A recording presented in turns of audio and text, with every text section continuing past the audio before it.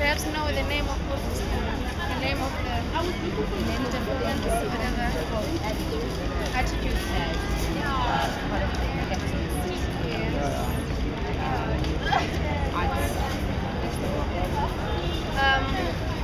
I'm interested to know the characters, right? Is there a story behind what they're doing? What do you think? Like, what you saw? I could sense, because of the sounds and the movement, there's animalistic, whatever. Yeah, she looks like a spider. Because she's trapped in a spider web, right? So there's that sense of animals, well, incorporated with all the. She looked like a fly trapped in a spider web type of thing. Yeah, you know, when a fly is trapped in a spider web, it go like this, all those moves. So she kind of looked like something like that. But then it's art. Like, that is what you interpret it to be. Like, the name of the thing is attitude, and how you perceive like attitude, like the city where you stay, and like what you see, what you read, what you pretty much everything around you. So there isn't any. Is there a story behind everything? Like why you guys chose this specific? How much does it have? Okay. Tell him to buy pong rats if he doesn't have a lot. So you want to know like if there's a story behind it? Behind the performance, why did you guys choose this space? Did you choose that yourself or someone allocated a certain space to you guys? The thing is, in fact, in the city, they allocate, they do the allocation. So they tell you where you're going to be situated. And But at the same time, this space worked really, really well because it's a very transitory space, and this piece is very dependent on like audience interaction, you know. So when it's a space where people are constantly moving in and out of it, makes sense to have a piece like that isn't static, and a place that isn't static. You know what I mean? Yeah. And somehow, was it? Now, did you guys find any difficulty in taking your story that you guys created before finding the space, incorporating that with the space that you guys are provided? So now, here's the thing here. There's no actual narrative. There's no story. Okay, cool. There is no story. It's more. I know people find it very difficult because it's a performance. People always think, wait, there must be a story, there must be a beginning and an end, you know? It's an installation the same way that it would be framed, but it's just people. And what it is, so the lines in on the bottom are like people's barriers of perception, how people view each other, all the things that keep us degrees of separation, right?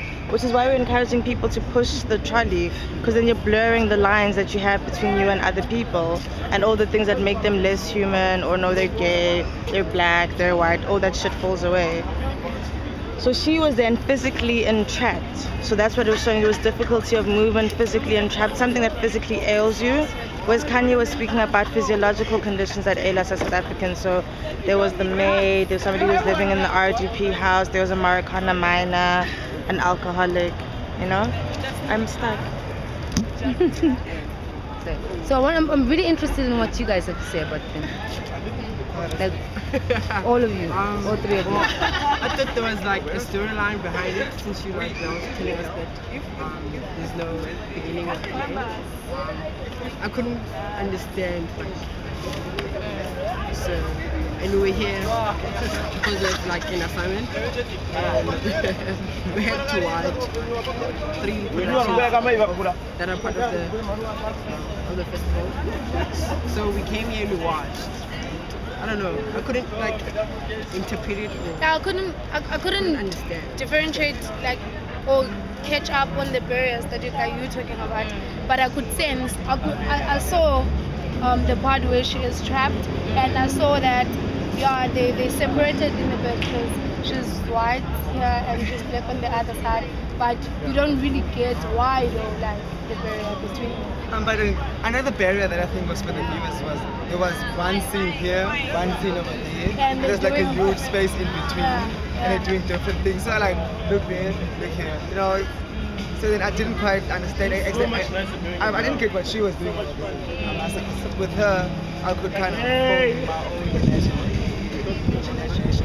And I caught up on another thing that the chick on the other side, the black chick, she did like the games she was playing. It's games that we can relate to as black kids because we grew up playing those kind of games, kind of thing.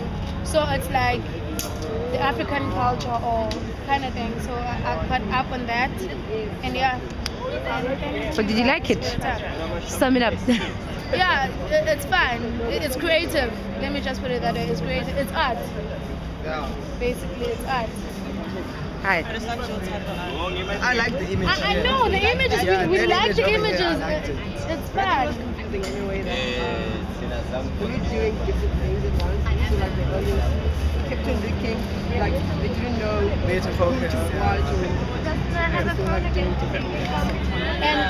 And I feel that's the most interesting part because sometimes you don't have to choose. You don't have to make that choice or whether this one or that one. But you can do that. No, but you can. If you can hear there and you can somehow sense what's going on and focus on here, but you can find a way of combining the two.